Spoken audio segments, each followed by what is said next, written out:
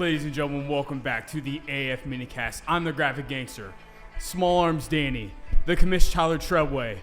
From the kitchen table, we have Mr. Cory G and a special guest, the 2025 I've Won Abs winner, Alfonso Traina. Yeah! What up? Your boy Cory G. We're here for the Minicast special edition. Cole, great job on that introduction. Thank you. Alfonso is here. He's got a car. He's yoked. His hair looks great. He's tan. And he has got abs. And he won the I Want Abs contest. And we're going to interview him today and get all the secrets of why he did so well and try to make him comfortable on camera because he said he's nervous. Can't tell he's nervous, though. I'm just fucking with him. Danny, where are we starting at? That's a good question. Where to start? I think something that'd be kind of cool to turn back the clock is, you know, you've done this contest how many times now? 5 or 6 times? 6 times, counting I still won abs in 22. Okay, so why don't you turn it back to the first one, if you can even remember that far I back. remember. Yeah, so can you kind of compare and contrast, like, what were you doing? Like, what was your plan, your protocol, your strategy at that point in time? How does that compare to what you're doing now? Or, like, what was the change? Okay. I guess to preface that, 2020 was COVID. Everybody was going one way, and that was the way I went for a while. My daughter had just turned 2, and I just had a realization. I mean, I was like 230 pounds. I didn't look healthy. I'd been building my business. I've been living on airplanes, drinking too much, eating out of hotel pantries, and that's when Ben and I started working out together. So it started there, just doing opposite of what everybody else was doing and doing it every single day when, you know, you didn't have to work. There was nothing going on. And then in October of 2020, I was introduced to anabolic fasting by Ben Maslick in Tampa. And I'd kind of done like a keto Atkins type of thing since I was in like high school. And I don't know why, it just always felt better. But I always fell off real hard, right? Because it wasn't sustainable. And I'm, you know, That's the point right there, Alfonso. Yeah. That's the point. And I hear, you know, and it's, I don't really drink that much anymore, but at the time I'm like, I can have some beers on the weekend. I can have ice cream. I can eat wings and tacos. So immediately I'm like, I can do this. And so I started it in October. I went and watched, signed up, watched all the anabolic fasting videos, went into 101, and I started running it all the way through that year. And then I signed up for my first contest. What do you think made you at that point where, like you said, everyone was going one way? Because it's in COVID, it was way easier just to drink, not worry about it. What made you, did you finally just hate feeling the way you were feeling? Like, what made you go the other direction? Yeah, so I've always been extremely dedicated to whatever I'm doing. And I was always in really great shape my whole life, up until I think like year 3 or 4 of running my company. And I just was doing all the wrong stuff. And I had, I was very unbalanced because I had to be. But it was, I looked in the mirror and I didn't like what I saw. And I knew that, at that point my daughter was 2. I'm like, she's not listening to what I'm saying. She's doing everything I'm doing. Facts. And so it was, I need to be the example. And I need a sense of urgency that I'm not going to live forever. I'm getting, I'm in my 30s at that point. I got to make changes, and I need to go somewhere I've never been before, and I need to stay there. This isn't just a contest. So I know you're on a mic stand, but you could drop it on that statement right there. So really, there was just this kind of vortex of like running into Ben, feeling the way you felt, understanding obviously the why with your daughter, like all of that kind of just like boiled up where you're like, I just really need, and which is what I feel great about when I kind of figured out anabolic fasting, it is something people can actually do and then have a balance enough. Ironically, you're really eating what you're supposed to do 90% of the time, and the other 10% keeps you on the fucking plan. Yeah, one thing I don't do as much as I used to. So after those contests, all of them, you call it unicorn status. You can eat whatever the hell you want for about a month and a half. But then you wake up one morning and it's spilling, and you're like, okay. Yeah. So I don't push it that far anymore. I stay. I'll enjoy a little bit, and then I go right back on protocol. But I think in adopting anabolic fasting, joining the community, just the authenticity we talked about with the community and what you put out. I also started habit stacking. So meditating in the morning, getting up earlier, just going to sleep earlier, doing all the things that, I call it raising your vibration. For sure. And if you're conscious that I feel really good doing this, because you can slip and you can have an unconscious moment and sabotage yourself. And I've done it. And we've all done it. But I think you gave me a foundation that was very easy to stick to when you make the decision to do it. Man, that makes me feel good, bro. That's awesome. And that's what I've been preaching. Like, try to get addicted to feeling good. Yeah. And as you start to stack those habits, you start to realize that, okay, maybe outside of the immediate people that get it, I look like a fucking maniac who doesn't want to do anything fun.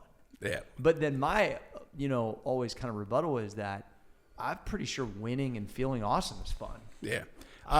So it's like you got to look at it like it's that hump of like what you got over, and then once you started building momentum is like you're kind of unstoppable. I think you got to have the Ed Gaff muscle, right? Yeah. I don't give a fuck. Yeah. So for sure. During that time, I went dark. It was probably a couple years, man. My circle got really, really small to the point of where like the circle that was left was like, okay, I got to come back a little bit because I want these people in my life. Sure. My wife, yeah. Even she's like, what's going on? Cause I just went the other way and I had to. I'm like, I got to change. You know what I mean? I'm not drinking anymore. I'm not doing this anymore. I don't want to go out. I don't want to go to there. And it was 100% leaning that direction. And I don't like the word balance. I don't know if you listen to Winning by Tim Grover. What's the scale read when you have balance? 0. Yeah. If you have time for everything, you have time for nothing. So you've got to dedicate to something. But then I realized, okay, I got to come back and give some people some love they're in my life. And I have friends still that'll, I'll come around, we'll be hanging at the pool. They're like, man, it's so nice to see you. You don't come around. And I'm like, I saw you last weekend. You're just used, that's what it used to be. And then, fast forward to this year, my wife gets it. She's been through it with me in the company, and now she's been through it with me in my personal journey. And she's my rock, man. Hell yeah. And she tells me the truth. And you need that. You need a partner who's going to be real with you. Yeah. And it'll hurt sometimes, man. But, weak men, hate the truth, and strong men hate lies. Yeah. So I want to hear the truth. And now when I tell her, like, we just went through the hurricane. We're in a house with 6 people because we were with her mother-in-law and her boyfriend too. My doors on my room were like closet doors. There was no silence. I couldn't sleep. It was just, everything was just screwed. And I told her, I'm going after it. Yeah. And she just, I know what that means. Stared it right in the face, motherfucker. I love it. So good. Go ahead, Danny. So, there's obviously during a 10-week or it used to be a 12-week contest, you're going to have somewhat of a up and down at some point in time. It's not just fucking smooth sailing, this linear, beautiful path or whatever. So, talk about some of those downtimes. So, with this time, you obviously went to a different dark place level, whatever you want to call it. So, compared to, maybe it's 2020, 2021, whatever it is, where you might have been a little bit more lenient with yourself. Yep. Why don't you talk about some of those times? So first of all, I didn't realize it was a 10-week contest till I was about 2 weeks in. I thought I had 12. And I called Ben. I'm like, shit, dude. I'm like, I've been running this like I got 12 and I don't. And I didn't think I had a chance when I said, I'm like, man, I'm going to need those last 2 weeks. But doing that turned something else on, right? So I went to a different gear. I would say, it's a combination of things I did different this time. Then I'll get to the low points.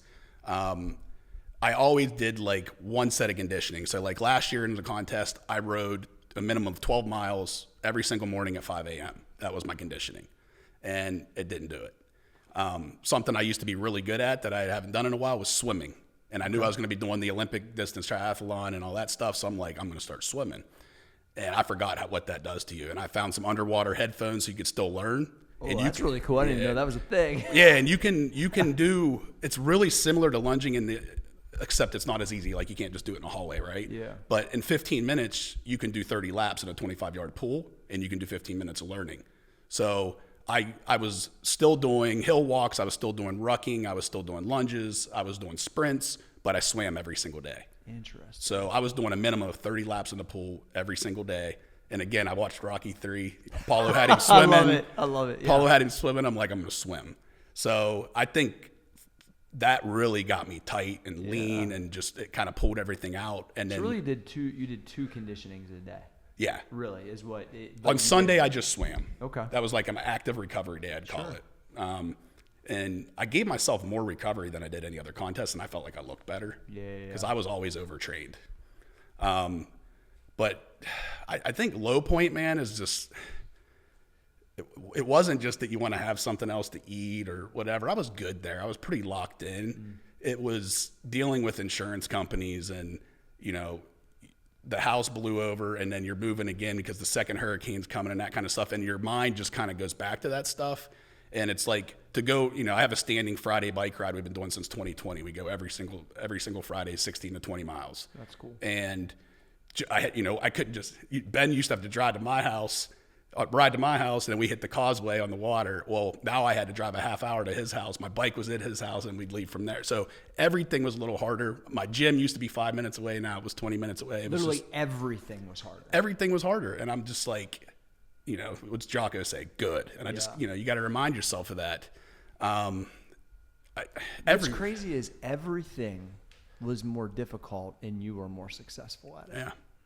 That is like the biggest thing. Like the challenges were the greatest they could have been, and you rose up instead of going, let me get a drink on Tuesday. Yep. Let me go ahead and just order some pizza. Let me miss the bike. It would have been easy. It's easier to do that, Alfonso. I mean, there was a day I wasn't going to do the contest. Yeah. I'm like, you know, just. Because it would have been easy to be like, hey, man, I got all this going on. Like, no one would have faulted you. Yeah. But then you would have I couldn't have lived with it. I couldn't have lived with it. So I'm trying to think of the downsides. I mean, anabolic fasting works. If you follow what you say, you can get the cheat meals, you can get the cheat spikes. But I was like, what can I do different? Mm-hmm. So I talked conditioning, got to swimming, daily swimming. The other piece was I was perfect on my nutrition.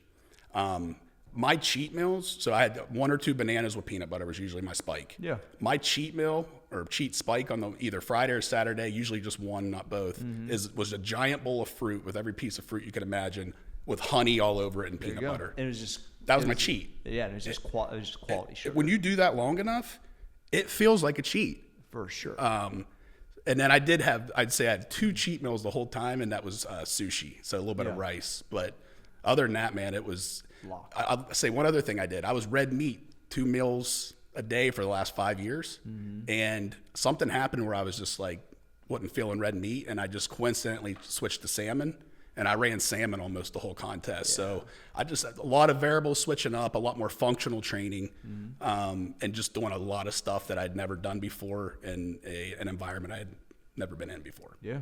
I mean, I can feel that on the salmon switch. It might be also like as we get older a little bit too. You know what I mean? Like I think that, you know, I've been doing salmon 4 or 5 times and then fillets a couple times. Yeah. I've kind of shifted to that most recently.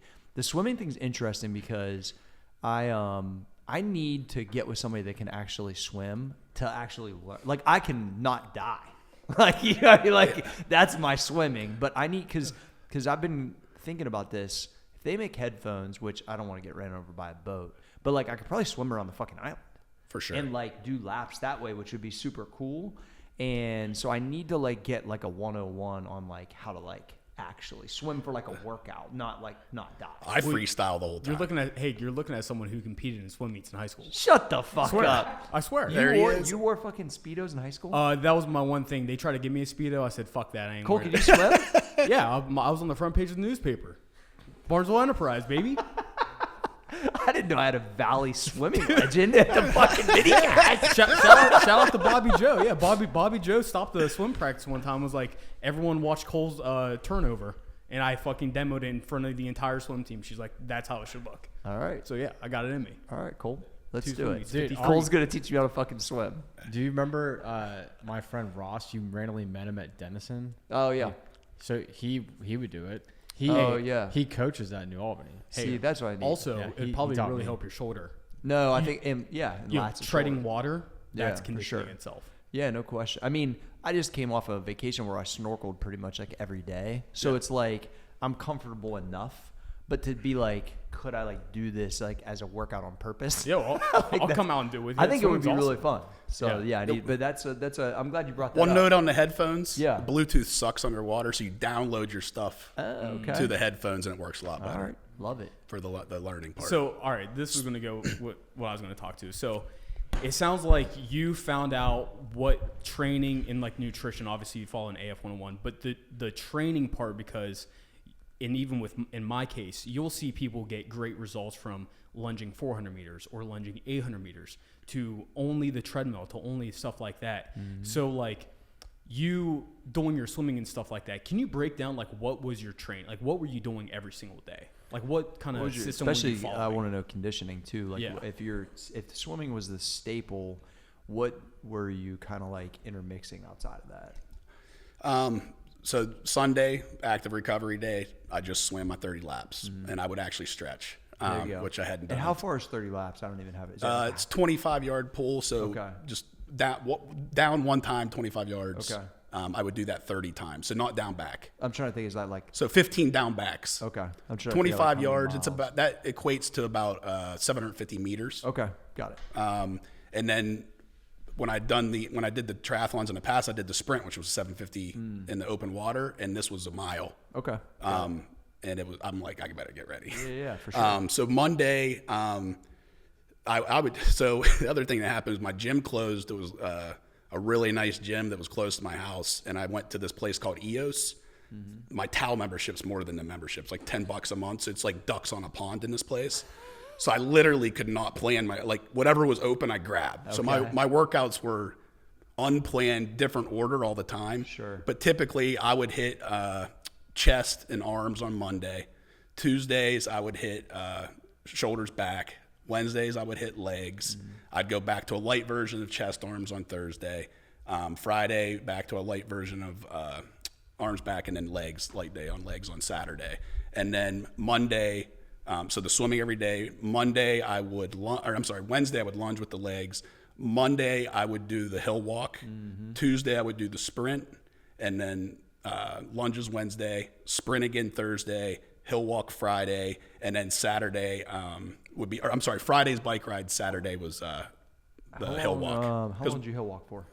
45 minutes. Yeah, so that's what I wondered. Yeah, that's Yeah. Yeah, And then the that's a bike good ride on mix. Friday every morning, which is really, it's like a therapy session. We just bullshit the whole yeah, time. but it's like an hour long, if not about an hour and 10 minutes Yeah, to do see. 16. So really, you had zone 2 roughly 5 days a week, 3, and even like lunges is a little bit more intense, but it's still close to zone 2 once you're in shape. Yeah. So really, like zone 2, like, and maybe even is swimming outside of zone 2? Well, I mix my swimming. Yeah. So you sprint and do like. Yeah, I would do just nice, even laps on one. I didn't really figure that out. It would just be how I felt that day. Yeah, that makes But sense. there would be days I would do all sprints. Yeah. So I would do as hard as I could for the 30 laps. And there'd be other days where I would just take it easy. So you might have 3 to 5.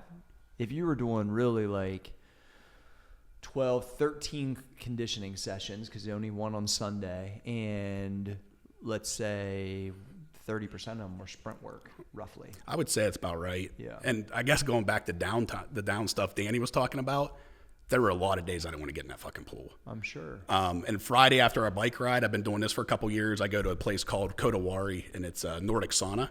So 220 in the sauna, down to like a 40-degree cold tub, and you do 3 rounds of that 15-3. There's one thing I never want to do is cold water. Yeah. I hate it. I've never been in it. Dude, especially as you get leaner too, it's fucking colder, bro. Well, then I'd go get in that pool, and sometimes the heater would be working, sometimes it wouldn't. And Were you swimming in the morning, by the way? No, I did a lot of my stuff. I know you talk about can't get in it, but I because of my living situation and trying to get the kids to school and just all the stuff we were dealing with, and how far the gym was, I did it after. didn't work, yeah. I'd either do it at lunchtime or I'd do lunchtime and evening. Well, I think the reason why I kind of stand on that is mostly because people aren't locked. So, like, if I only could train in the evening, would I not miss? Of course. You know what I mean? Yeah. But I would say historically, for most people, that's not true. Well, I never was a 4 a.m.er. Yeah. God bless you guys for that. I don't want to say I can't do it, but That also didn't, and I always talk about this, like, I didn't really just start that because it literally happened from 7 and ended up at 4 Okay. over time. So it was like 7 and then Muscle Farm started. Then it ended up being 5, and that was a hard press for a while. And then when we started really getting competitive, I mean, there's like 20 guys, and almost everybody was competing multiple times a year, but everybody did so many different jobs. Yeah. Once it moved to 4, it just seemed like the whole group surged another level because no one was rushed. Yeah. So it really happened authentically and organically. So that's why when people started asking me if I was like flexing my time to sound cool, I'm like, I don't even know what the fuck you're talking about. Like, I'm a fucking weightlifter. This is just what happened. Like, I got obsessed with the time for a while. I got obsessed with a lot of shit. I think you have to be, but I had to be 5 a.m. It had to be 5. Like last year, my conditioning, bike ride, 5 a.m. Can't miss, 7 days a week. When my daughter was born, she was sleeping 12 hours at like 8 weeks. So my wife's pregnant with our second kid, and people are like, wait for the second one. And I'm like, it's easy, man. Yeah. This dude didn't sleep for 2 years. So sleep deprivation is probably the worst thing I've ever experienced in my life. It broke something in me where I was like, I can't run on 3 or 4. So it was recognizing that I needed to sleep. for sure. So that combined with like the closet freaking doors and the sleep at this Airbnb we were in, I just was like, I need the prior. I wear the Oura ring, and it needs to read a good reading. 5 out of the 7 days. My readiness and my heart rate and those things, it's real. And if you grind and grind and grind, what do you have left? You have a pile of dust, right? Yeah, so the wheels are going to fall off at some point. So I like to picture it more of a sculpt. And to do that, I had to finally, my first time in my life, prioritize recovery and sleep. And when I did that, my workouts were 10 times better anyway. For sure. I think that it's one of those like balances that are super tricky because it's easy to use as an excuse for some people, right? I think that the other thing, when you do that much extra cardio too, you can't really like scoot by on that. So I think the base protocol of somebody doing 30 minutes of a pump 30 and lunging 10 minutes, you might be able to get away with some of that shit. Yeah. You start swimming for 30 laps, walking on the incline for 45 minutes, and lifting weights with Ben, bro, you're not like, you know what I'm saying? So I think like when I always talk about the sleep stuff, I'm always getting 5 to 6 and it's real good quality. And then I'll get a little bit more on the weekend. I think that people like to really nail that. But when you just clearly know, like, I've got all this workload and this thing's reading and the stress of an entrepreneur and being a new dad, that's a lot, bro. Man. Like, it's real. And I would say, like, as I got older just recently, I went to Sornex and didn't do conditioning and then just came home and kept not doing it and kept getting leaner. Yeah. So I think it's just, trial and error.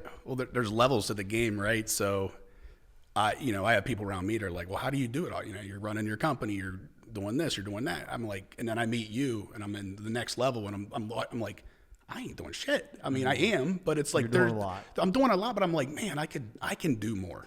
For sure. I have more time. I want to start writing more of those types of things. Yeah. And that's one thing I really appreciate about you is just the way you operate and what you talked about last night as far as where do I need to put my attention today? Yeah. And I think I haven't really, I do things when they need to get done. I don't know if I've been as conscious and aware about where does that attention need to go today. Yeah. So that hit me pretty hard. I think that's a really good takeaway. I was explaining last night about, and I was doing this, not explaining it to you guys. And then I think I explained it, but I'll kind of go like getting up and looking at myself as like a portfolio. Like where, like if I got up today and knew that Alfonso wasn't here and you guys had everything handled for Max, maybe that's not where Cory needs to be today. It might need to be in Joe's office or at the island building the second half. Like I started really looking at myself as the asset in the portfolio and where does my time best. It's going to be shooting the new Move 22 like tomorrow probably or later today. Like that's what needs to happen for the Cory G business and overall awareness. So it's like I was explaining that last night, and I think with the way Alfonso's operating now, I think it made sense because you look at yourself and just go like, I know I'm supposed to work, but like, what's that mean today? And what's the best possibility for me to grow all this stuff? And some of it is the education. Like literally, if there's somebody on that call last night, they might need to like understand fucking stocks a little bit better, and they're better spent on them buying one on fucking Robinhood and actually studying it just so they can get a little bit better. And that is the best use. So I think, it's just intentionality over time, but your clarity is like completely different now, Alfonso, of what you've been through, bro. 100%. And I guess I'll go back to I'm not doing shit. The thing that like I'm talking about there is like, you're on vacation kicking out a freaking introduction to a book. And I'm like, who's doing that? Yeah. I've been talking about writing a book for so long, and I just haven't started it. Well, and it was always because I didn't think I had the ending, and who's going to read my book? I don't have the ending. I don't have. Well, I can't even write, so I should be the poster boy for thinking it could happen. If it wasn't for these guys, nothing would ever come to life, bro. Well, this is definitely a chapter in the book. For sure. Cole, go ahead. Well, I think Kyle's giving us a spirit. Oh, yeah. We're going to take a break, and then we'll be back. All right, so all right. So that's how that happens, by the way. All right, so I have another question. So obviously you're doing heavy intensive. I wouldn't say like intensive, but you're doing long periods of zone 2 and stuff like that. Were you tracking like how many calories or like what you were burning at any of that time? And then, okay, so he wasn't sure. He's shaking his head no. So then how were you figuring out, like, I'm doing so much, like, what were your meal sizes? Because some people might skimp out on the meals, or they have a hard time trying to figure out, I'm burning so much, this is how much I need to eat. For the first 8 weeks of the contest, I didn't look at it. If I was hungry during meal 1, 2, I ate till I was full. So if I needed 2, 3 he actually followed the fucking rules. And just to clarify, you were just eating more of the good quality foods. Like, you were just upping the meal I size. lived on salmon, broccoli, avocado. I did not go outside And of so that. if you were hungry, you're like, let me eat some more broccoli. Let me eat some more avocado. Oh, dude, I'd have big heads of – I do the deep fryer, so I put big heads of broccoli in the deep fryer. And I try to do what you say. I start with my my fat and my veggie first, and then I put my protein in. Hell yeah. Like I said, I did all salmon, but like once I was out of contest, I'm back on red meat. I would say, I was 174 when I weighed in. I'm probably about 190 today. And I can maintain that just eating what I want. And I can have my ice cream on the weekend. And we just saw you at the island. You still got abs in the bicep vein, so you're good. Yeah. I did go the last, I would say, 2 weeks. Do you want me to get into how I peaked, or do you want to save that for Please, yeah. Okay, Yeah. so so the year I did I Still Won Abs, I did the Tampa Pro physique contest. Okay. And this is a funny ass story. So I'm up in the pump up room and all that shit, and Ben's at his family reunion, so my dude's not there, and he's the only one that's got experience. So I'm by myself, and everybody's like, "Where's your coach?" I'm like, "I got a fucking coach." And they're like, "What about your posing?" I'm like, "I watched a YouTube video last night. My wife said it looked good." Sounds like what me and Ben did for our first fucking show. Dude, I get the pictures from this show. I look like I'm shitting myself on stage. So I'm like, little to say, I did not place. And I actually did I Still Want Ab pictures at the Tampa Pro. That's where they're from. Yeah. So, but I always missed my peak, man. All the way back, like the first I Want Abs, I'll never forget. I was in Hawaii. I had to fly to Hawaii the week before the pictures were due. I had a project out there, and Ben sends me the video you had done. This is a while ago. I don't even think it's up anymore. I don't know where you talk about the dandelion root and the up in your water, bringing your water. So I tried my best with that, but I never looked good until like 24 hours later. I looked like a tank. Yep. And I'm like, what can I do different this year? And I'll tell you what my secret was that I guess worked. And I did a little version of it before the island. Yeah. So I cut my carbs 2 weeks out, meaning I quit my spike, right? So my bananas went away, my peanut butter went away. And I'd say that was my darkest moment, man. I'm like, I need some carb. And I'm still doing the same jar of peanut butter. and I'm still doing the same volume, but I go a little bit calorie deficit at this point. I want to be hungry. I'm like, I'm not leaving anything on the table this time. Fuck with that. So I get to the end of it, and it's time to do my water cut. So I start my dandelion root, and I don't recommend this all the time, I guess, but so I go down and I hit for 2 weeks straight every single day. I went to that Nordic sauna I do on Fridays. So I'm doing an hour of 15-3, 220 to cold. This motherfucker was getting it, boy. And then the last day, so we did our pictures on Sunday. On Saturday, I go to Ben's house. His backyard is awesome now. I know. I'm in his excited to check it tent, out. which is like 220. And the funny thing is, we had a side bet. I took $1,000 in $2 bills off him last year because he told me I couldn't hit 173, and I did. This year it was 171, and I didn't make it. So I'm at his house. He's helping me. He's like, I don't know if I should be helping you. I'm going to have to pay you $1,000 if you hit this weight. So I'm in this sauna, man, and I'm like 5.5 hours in, and he's got these ice chunks in there, and he's like putting my hand for like the Palmer cooling. Yeah. He's dumping water on my head. And I'm in, there's a picture on my social. I got a Max Effort toboggan. I'm in a full sauna suit with like sweatpants underneath, like gloves, socks. And we're about 5.5 hours in, and I'm in the sauna for 20 minutes. Ben's just in a pair of swim trunks. He's leaking. I'm in there for like 20 minutes. I'm not even sweating. He's like, get the fuck out of my By the sauna. way, folks, that's when you're almost ready to die. Yeah.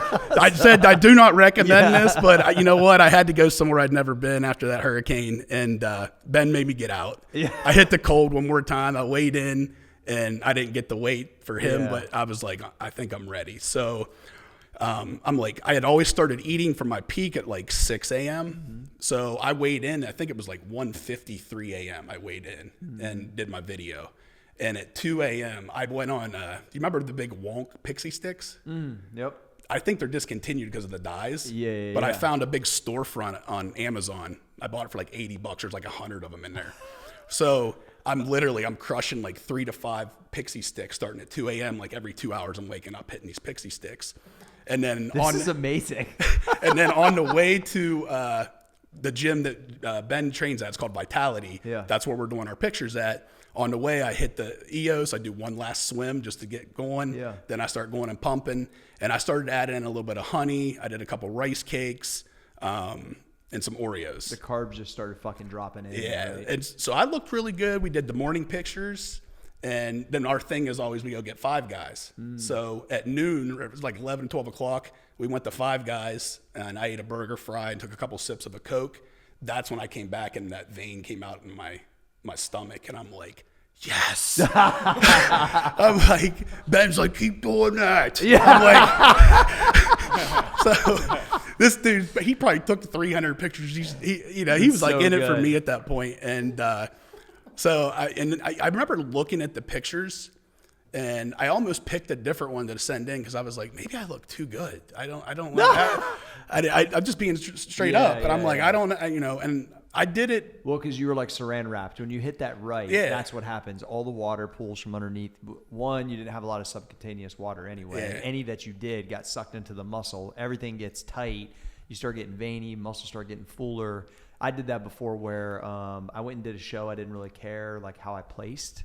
And so I just went out. Remember, I did it with Matheny. I went out the night before and just had a burger, fries, ice cream, all kinds of shit. And I didn't look like, I probably needed to be a little bit tighter before I did it, but it definitely worked. Yeah. The timing of it's tough, though. The sodium was what pulled it in at the end. I don't know if I could ever replicate that exactly. Because when we came to the island, I'm like, well, I better have a freaking 6-pack when I get here. For sure. And not a 4.5 or 5. Yeah. And so I brought some pixie sticks. And I love that the pixie sticks are the fucking, I've never heard that before. That's amazing. it's straight dextrose. Yeah, of course. So what I found was I tried Oreos, I've tried chocolates and all that stuff. And what I found with my body, I have a hard time coming off 101 to 102.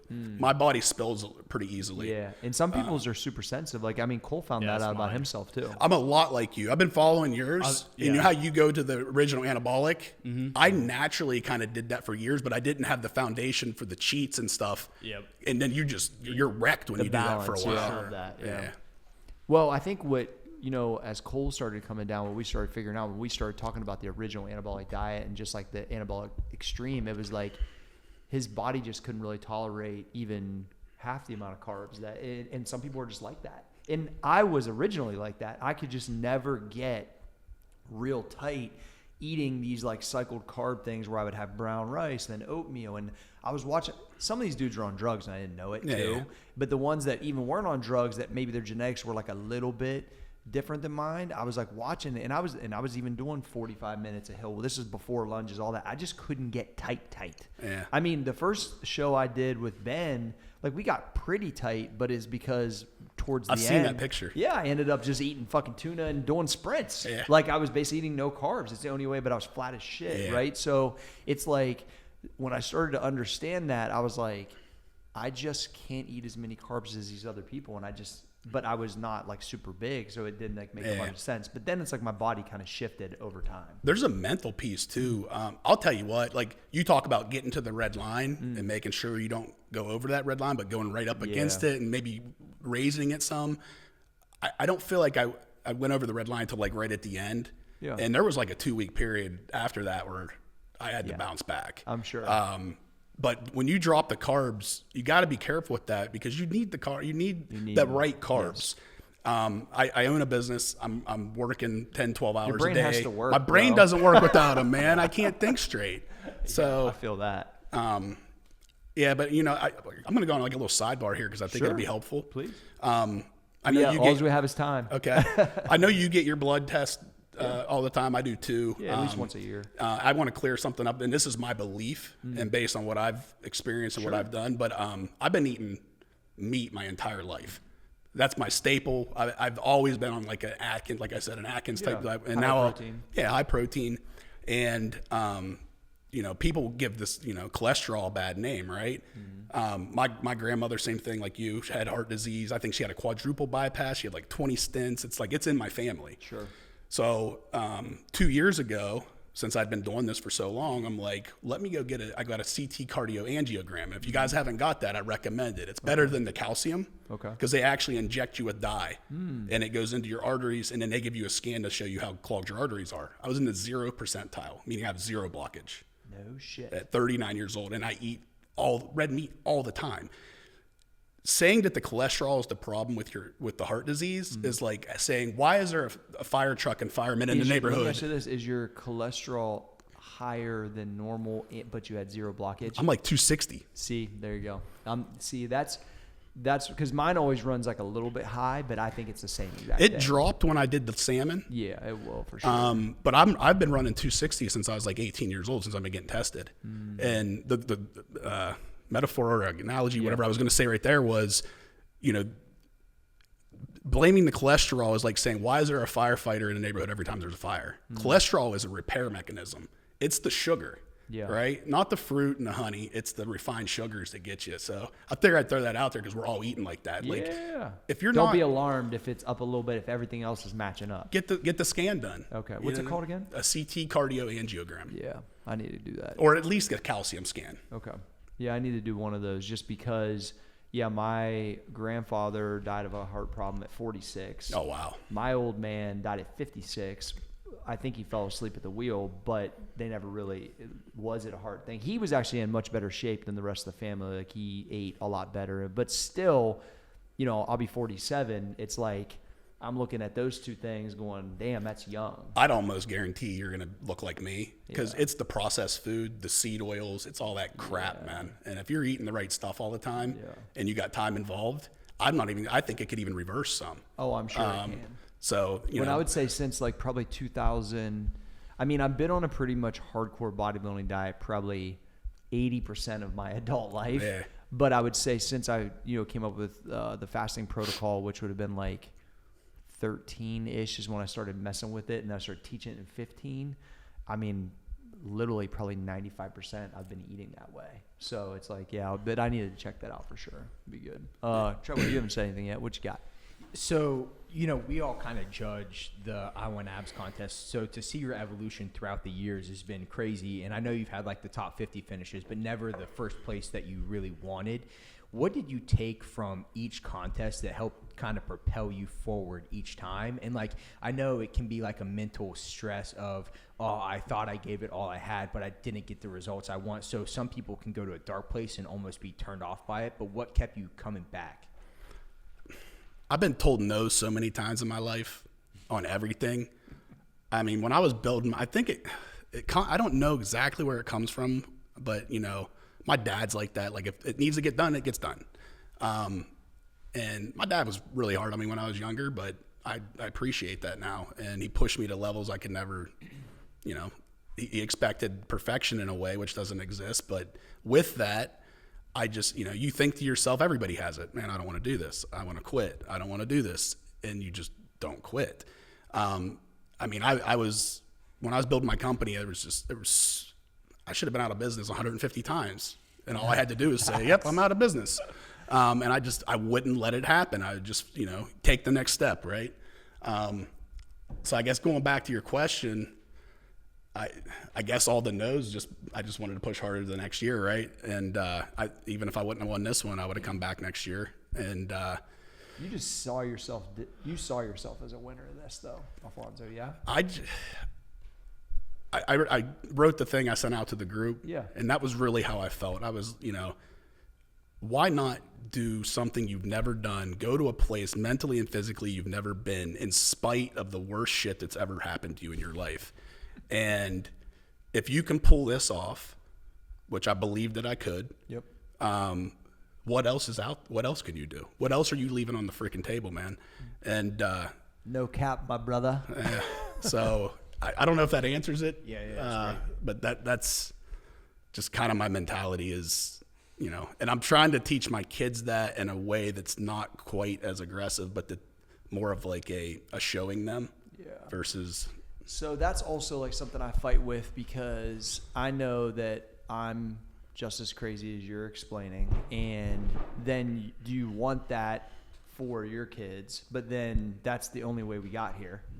So that mix is an interesting thing. But also 100% of what you said, which is being true with my kids being older, they do. Like, I see them do things just because that's clearly what they've been seeing. Like, the way that we've eaten at my house, my kids also eat junk and fruit roll-ups, and I think Anna ate like 5 fruit roll-ups like the other day, like before I even played. Like, this shit happens. I'm not saying, but my point is, we went out to Classic on the way home from the Caribbean, TGI Fridays.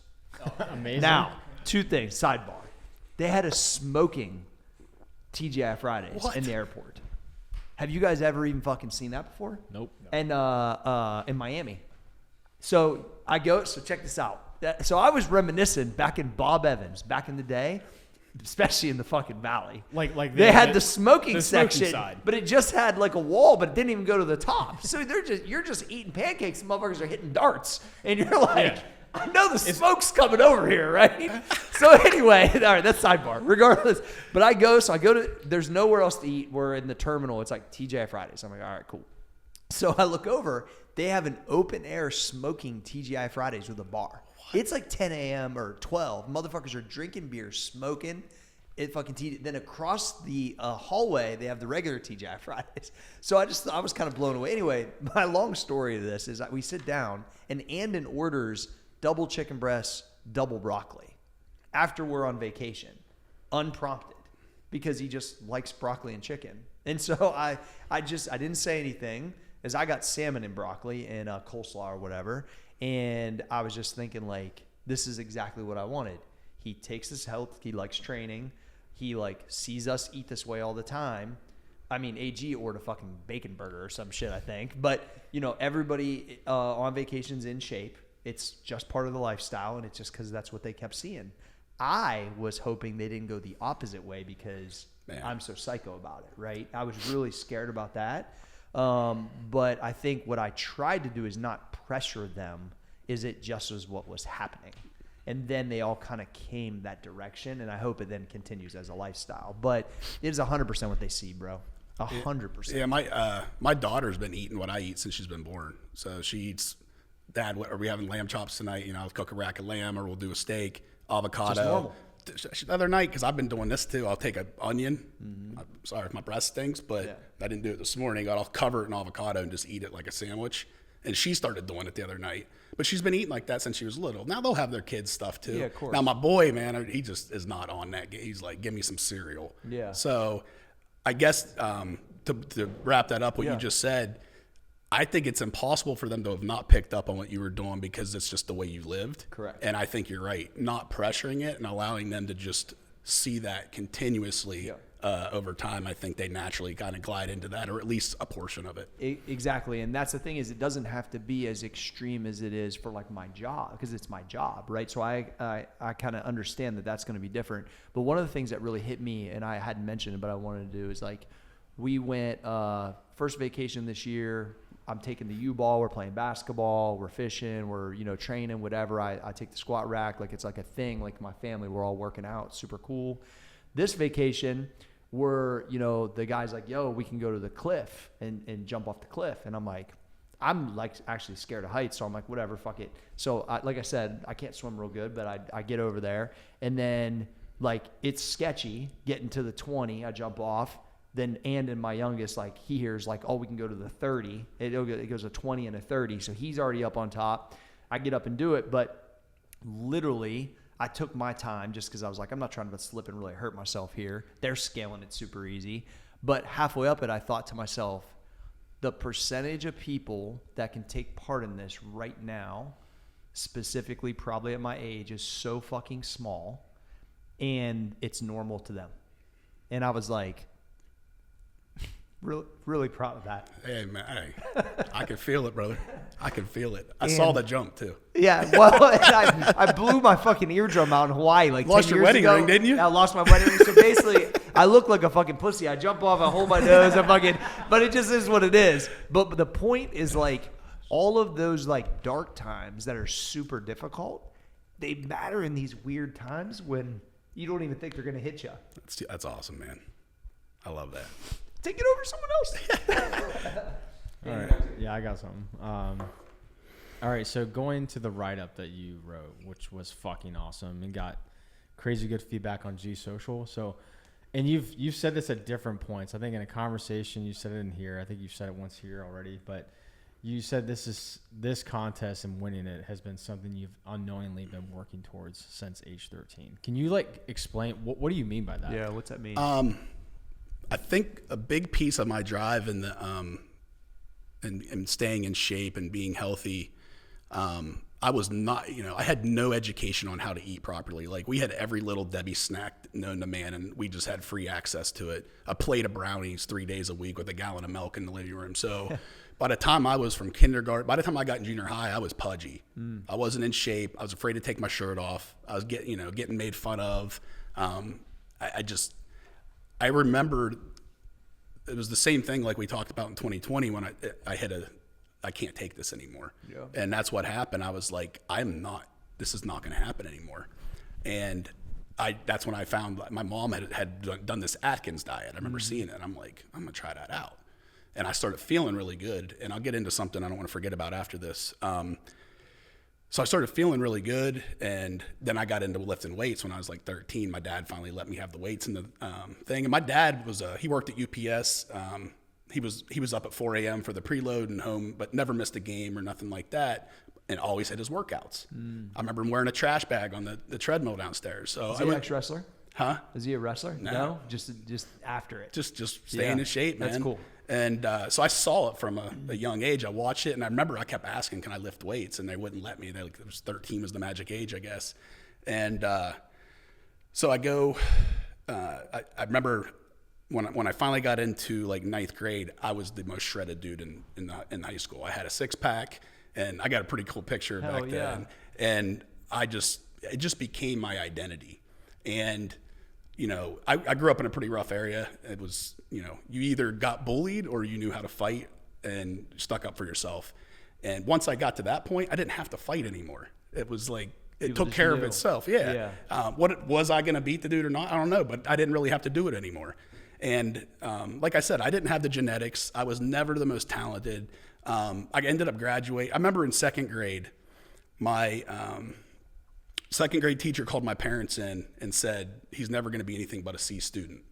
And in 1st grade, I remember bringing home my first F, and my mom was like, oh no, you're not an F student. And she sat with me every day for hours and helped me do my homework.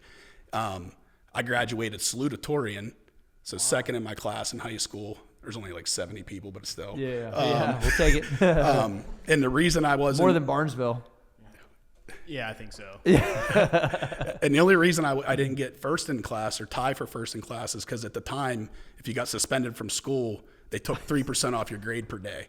Okay. So I got suspended. I got in a fight with a senior when I was a freshman, and got suspended for 3 days. That's a weird metric. Yeah. Let me take 3% Well, my off dad your sat grade on because you the- beat this dude's ass. Yeah, my dad sat on the board of directors at the time for the school, and he got that changed. Like, you shouldn't be punished academically. No. So, but anyway, I saw that second grade teacher when I graduated, and I was like, "Hey, man, I'm not a C student." But I had to work my ass off. I would show up. People thought I just got it easy. No, I had to memorize it. I had to read. I had to write it down.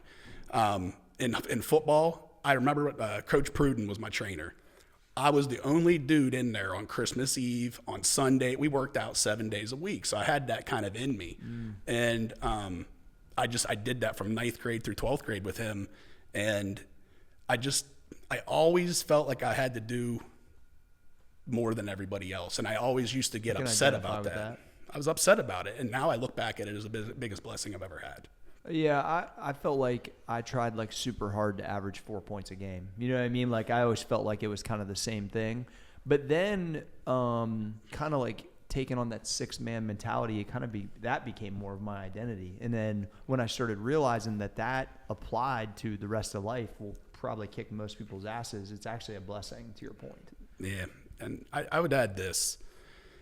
For a long time in my life, you know, and probably everybody does this, I ask myself, like, you know, am I doing what I'm supposed to be doing? This is a short life. Am I following my purpose, my passion?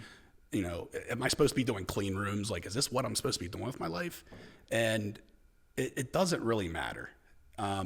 When you realize that the purpose is you, and you put the focus on you, and you build yourself up to the best version of yourself you can be, that is the purpose. Everything else, you're going to do well, and you're going to find the next thing you should be doing. But when you look for that purpose externally, I think you're always going to be looking for it. And once I changed that to I am the purpose. Yeah, inward. Yeah. Very good. Awesome. Danny, anything on your list we need to hit over there, brother? Real quick, why Rocky? Man, I've been watching Rocky since I was a kid. Everybody loves the Rocky story, right? From nothing to something. And I sent you the side-by-side that my brother did. Yeah, it was amazing. I put in there. So I was like, to me, it was like a dream come true. I'm like, man, I kind of feel like Rocky did. And my wife is like not in tune with the movies because I called her and I'm like, yo, Lindsay, we did it. And she's like, we did what? Did you really do that? Yes. And she's like, I don't know what you're talking about. I'm like, so I got to explain it to her. Like, yo, Adrian, we did It it. kind of takes away from it.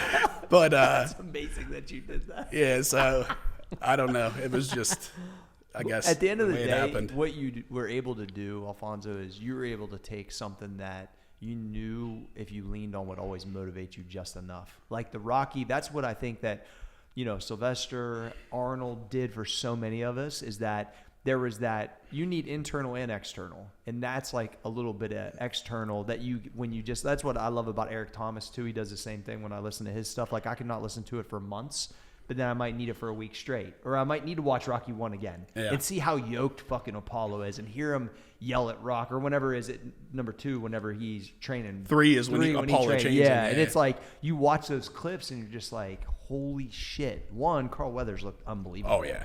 But just the intensity of what those dudes were doing at that point. So, no, it's I think that it's one of those things where that you drew just on the external just enough to help with the internal. I think that's there's awesome. A track out there that it's the the opening song we just did. What was it? I just brained. What was the opening song? Going the Distance. Going the Distance. So Going the Distance I ended with that Rocky quote, life ain't all sunshine and rainbows. Yeah. It's a mean and nasty place. And it would loop that during the song. And I went to that quite regularly when I just didn't feel like doing it. Yeah. And you're right. I mean, there's some external to it as well. For sure. We're going to take a quick break and we're going to keep this rolling. I think we got some more stuff. And we're back. We're going to keep it going because I got a couple other quick questions. You guys think of anything else you got right now? Yeah, Danny? you talked about, through the swimming, like the personal development that you did, and you mentioned Tim Grover, which is a guy I've read most of his books. Like they're awesome. He talks about just being a winner. What were kind of your go-tos, whether it's a podcast, audio book, or whatever your preference was? Besides the AF Minicast, obviously. I always hit the Minicast. I would say, 2020 was when Can't Hurt Me came out, and that was a big part of my transformation, was listening to Goggins, which is probably why I went past the red line too many times. Yeah. if I get tired of whatever I'm listening to, I throw on Can't Hurt Me or Never Finished. It just brings me back. If I feel like, woe is me, I don't feel like doing this. It's called poopy pants mentality. I agree. You throw on some Goggins, you're like, all right, I'm gonna go do it. So that's a go-to for me. I like winning better than relentless. I think I got a little bit more into the meat of how they did it. And then Think and Grow Rich is one I go back to on the financial side and just the mentality side. I like Bob Proctor as well. Bob Proctor. Yeah, I mean, I have a really hard time. I get through like 3/4 of a book and I'm like, I start to get bored at the end of it. So I got to switch back to one that kind of I resonate with, and then I'll go finish the book. So I would say, Goggins is a big one, and Tim Grover winning is another favorite for me. And Speaking of that original Goggins book, like Alex brought it up on vacation about he got in trouble at school or whatever, and he didn't really get in trouble very often, but I made him go lunge 400 meters 30 days in a row before school and listen to the Goggins book. Like I forced him, and he actually reflects on that, that it was that I forced him basically to listen to David Goggins and lunge, and that I remember it was like the 4th week. For some reason, he had a meeting with one of his counselors, and they asked him to share something that was just unique about him. And he literally said, I just lunged 30 days in a row and listened to David Goggins before school. So if you guys are looking for some punishment for your kids, just saying, I think it worked. I might have to try that. It was pretty good. I tried to punish my daughter with sprints. And we got done, and she's the next day she's like, Daddy, can we go do more of those sprints? That didn't work. That's hilarious. I guess the last one I would add in there, do you guys follow Gary Brecka? Yeah. So Gary Brecka, I like his podcast and his updates. And one thing I took from him that I brought it up on one of our calls that I'm going to put a little thing together for everybody. Methylation test. Have you ever had that done? It's a DNA genetic test you get done one time in your life. It's a swab. You can do the blood as well. He offers it through his. And what methylation is basically it's like 5 genetic mutations you may or may not have upregulated from your father, your mother, or both. They call it the motherfucker gene, the MTHFR, I think it is one of the ones that I have, which means I can't process folic acid. So if I'm eating any pasta, pizza, anything that's been sprayed with folic acid, or if I take a B vitamin, it's not a methylated folate, and it's a folic acid, I feel like shit. Interesting. And what it is when they take oil out of the ground, you can't put it right in your car. Yep. Right? It's got to be changed, so that's the methylation process. We put the raw material in, but if we can't methylate it, we get problems. So I got that test done, and I found out, for example, my body doesn't do a good job of making glutathione. Glutathione is the number 1 antioxidant in your body, especially for your liver. So I started taking NAC, N-acetyl, I can't pronounce it. Anyway, it's a precursor to glutathione. Yep. So just things like that, get on a methylated folate, you find out what your body can methylate, and I felt 1,000 times better. So things that are high in folic acid, you really can't eat? I can't. Yeah, which is... They don't spray that shit in Europe. Yeah. That's why you can go eat the pasta there. But isn't there certain vegetables that are high in folic acid too? Maybe not. Possibly. I'm not real sure. Yeah, I need to look because I've heard that. There's case studies out there. This is really significant where they get, ladies get postpartum depression. Yep. And what they found, or at least what the correlation is, they put them on those prenatal vitamins, real high in vitamin B. Yep. Well, if they have this upregulated gene and they can't process the folic acid and they don't have a methylated folate prenatal, that's what was causing it. They take them off, the postpartum goes away. So, I mean, it's that significant where you're literally poisoning your body. Yeah, because you just can't handle it. Yeah. Interesting. I want to go through this. Danny, you got anything else? No. You good? I want to go through this real quick and make sure that we hit all these real quick, Alfonso. Why... This is one thing I always ask, and I asked you on the island, but I'm going to ask you again. Somebody that's sitting there, they've watched a few of the videos, they listen to this, they've seen the contest years, they give themselves 9 excuses, but why should this year be different that they should just do it?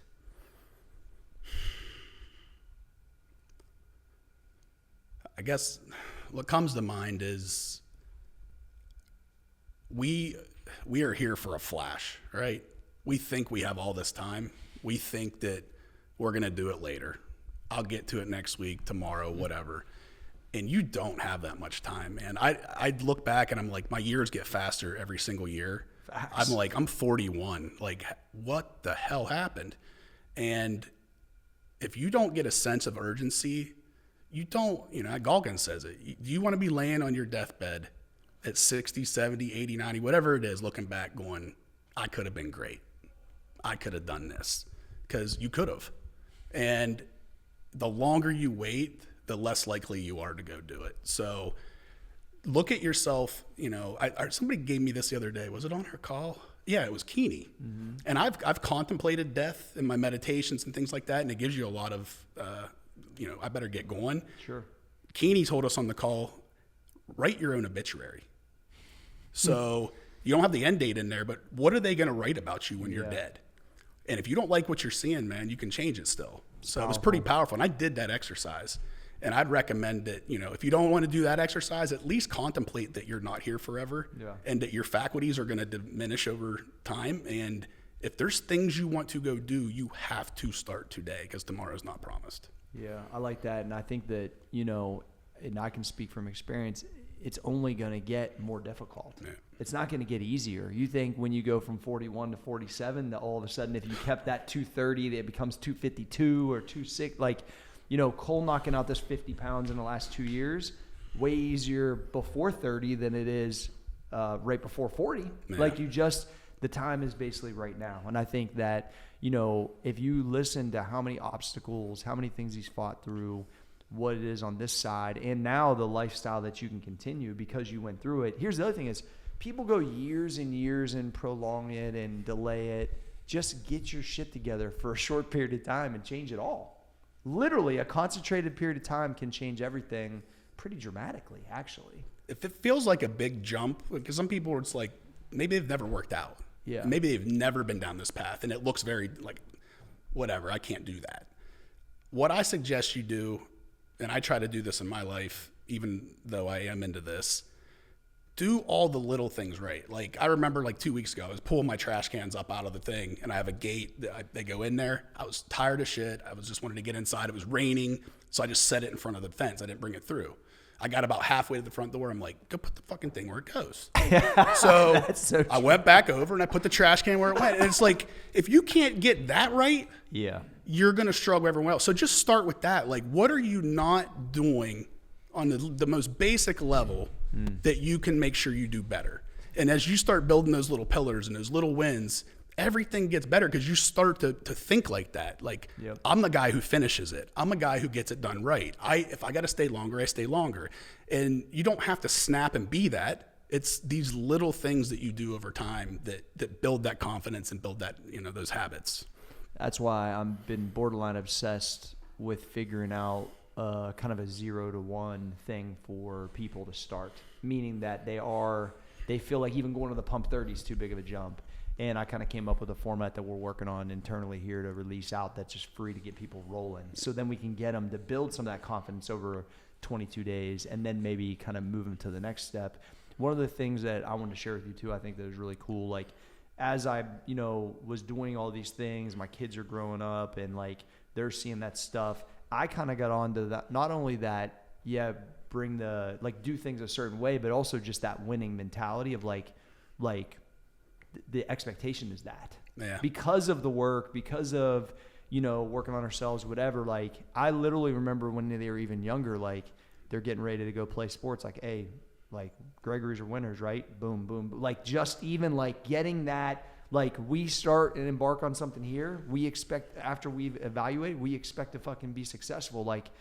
That's just the mentality. But then if it falters, you have the solution and the confidence to figure it out. Yep. And so I think just even having that mindset of I don't know how I'm going to feel when I do it. This is the thing. I'm going to feel terrible when I do anabolic fasting 101. Oh, really? Have you really done it for 2 weeks before? Or might you feel amazing? Yeah. Oh, you're going to get small? Do I look any smaller? Well, I mean, I got a little smaller recently. But the reality is the point is that people jump to the conclusion that they don't really know. Yeah. And so I think that, just saying, fuck it, give myself right now, not delay it, a chance to get better. I don't know. It's just, hopefully there's a lot of people that watch this and go, next year, I'm going to fucking murder it. I'm going to make myself better, and it's going to change everything. It changed the trajectory of this year for you, whether it's business, life, like you're going to look back on it and it is going to be like a long-term situation, I think. Alfonso. Yeah, I feel like the hurricane was the midlife purge that I needed. Yeah. My house is awesome now, actually. Yeah. So I moved back in. You needed a hurricane. Yeah, I was like I would have never moved. That's a way to flip the perspective. I would have never moved out for a year to renovate my house the way we did. So, I mean, it's, I ended up, and I talk about that in the article. It's like any regret or sadness, anything I look back in my life that I'm not happy about or wasn't happy about at the time, or I was really down, it was never the external thing that was causing it.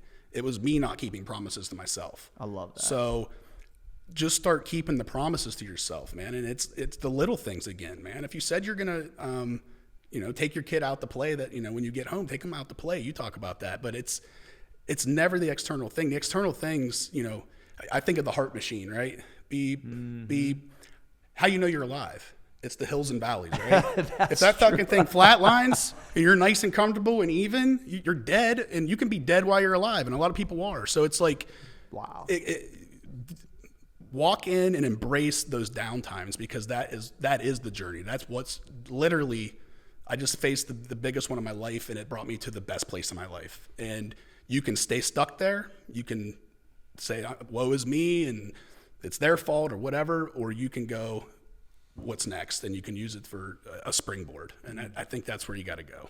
I think we might have 30 clips of Alfonso motivating people 30 days before the next sign up of that one has it. That might be what we need. All I'm hearing, it's really cool though, because this is like a culmination of 6 years, and like you're not just like signing up and half-assed doing it. Like you've really like thought about it and like why you're actually doing the contest and what's gonna keep you going. I'm actually rereading Goggins right now. The Never Finish One or whatever. So there's I'm trying to remember. Do you remember the part when he's talking about the 1 second rule or whatever? Yeah. Whatever. Why don't you talk about that and what that means to you? Because like the way I remember him talking about it was like when he was in one of his 2 hell weeks or whatever, and he's freezing his ass off, laying in the water or whatever, and then he's picturing himself on the beach next to the cadre or whatever. So why don't you talk about I know exactly which part you're talking about. The 1 second rule, you have to have already went there in your mind, right? You have to understand that those things are going to come up. You're going to want to quit. And he talks about it. You're sitting there drinking your milkshake, watching TV, and I'm going to go be a Navy SEAL. Well, shit's different once you get there. You know what I mean? So you have to already know that your mind's going to want to quit. Your body's going to want to quit, and you have to be able to tell it no. And that's the 1 second decision. And I mean, I had it even when I was not going to do the contest for a minute. And it was like, no, this is what we do. Think about if you choose that, how much different it is, Alfonso. I'm miserable right now. Yeah. I'm probably still sad I lost I mean, everything's different. Yeah. It's That's crazy that like you had a true why in the road. Yeah. And what part of the contest was that at? Like at even the start part, or was you already in it when you kind of ran up against that? Well, the hurricane hit September. Okay. By October, the first hurricane hit September. I got kicked out. Yeah. Or got moved out. Everything was trashed. Go to the Airbnb. A week later, Hurricane Milton hits us directly. So all my shit's sitting in my front yard, blowing all over the golf course and shit. Yeah. And I had to evacuate the Airbnb. So I went to Orlando. I had a condo there for a construction project. So we went and stayed there. Then I get back and there's no power for 2 weeks. So I flew my family to Ohio for 2 weeks. And it's just like, I had every excuse. And then I'm like, I just don't have anything. I have to like either sell stocks or do something I don't want to do to just at least start the process, because the insurance is a joke. And you got to fight all that. So it was just like, all that was building up, and it was just like, you can just so easily go, I fucking quit. I quit. So I can't take no more. And I think I even said that. Yeah. And then I was like, no, we're going to go do this. Sometimes when I'm in moments that are similar to that, I think no one's going to have this story. And because no one's going to have this story, I'm the fucking winner. And I thought the exact same thing when I got out of that coal mine. I said, okay, I'm about to kill myself 90 hours a week to get out of here. And when I take the first dollar of personal training and I tell somebody that this is what I do, no one's going to have this story. I have to tell you, Cory, I'm extremely it's weird how the universe works as far as like Ben and you and the Valley and all that stuff. But I got to tell you, I'm extremely grateful. You know, I know that I did what it needed to be done to win the contest, but for the platform, this is like a dream for me to be able to like tell the story. That's cool. I think everybody wants to tell their story. Of course. And it feels really good. So I appreciate it, man. Sure. I think it feels good for us to be able to give you a platform, and I think you're about to impact way more people than you realize, Alfonso. I love it. All right, let's wrap it up. That was fucking sick. Play the song. All right, this has been a banger minicast. If you have any questions or want to hear us talk about something, drop a comment on G Social. If you have questions for Alfonso, he's on the app. He's ready to answer your questions. I'm the Graphic Gangster, Small Arms Danny, the commish, from the kitchen table, Cory G, and the 2025 I Want Abs winner, Alfonso Traina. AF Minicast. We'll see you next week.